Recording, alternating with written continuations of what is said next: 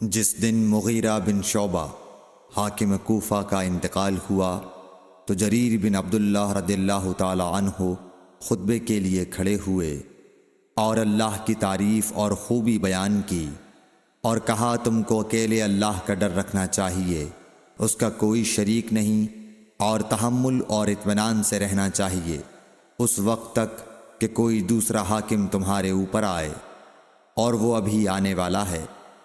پھر فرمایا کہ اپنے مرنے والے حاکم کے لیے دعائے مغفرت کرو، کیونکہ وہ مغیرہ بھی معافی کو پسند کرتا تھا۔ پھر کہا کہ اس کے بعد تم کو معلوم ہونا چاہیے کہ میں ایک دفعہ حضرت صلی اللہ علیہ وسلم کے پاس آیا اور میں نے عرض کیا کہ میں آپ سے اسلام پر بیعت کرتا ہوں۔ آپ نے مجھ سے ہر مسلمان کی خیر خواہی کے لیے شرط کی، پس میں نے اس شرط پر آپ سے بیعت کر لی۔ پس اس مسجد کے رب کی قسم کہ میں تمہارا خیر خواہ ہوں۔ پھر استغفار کیا اور ممبر سے اتر آئے۔ صحیح بخاری حدیث نمبر 58۔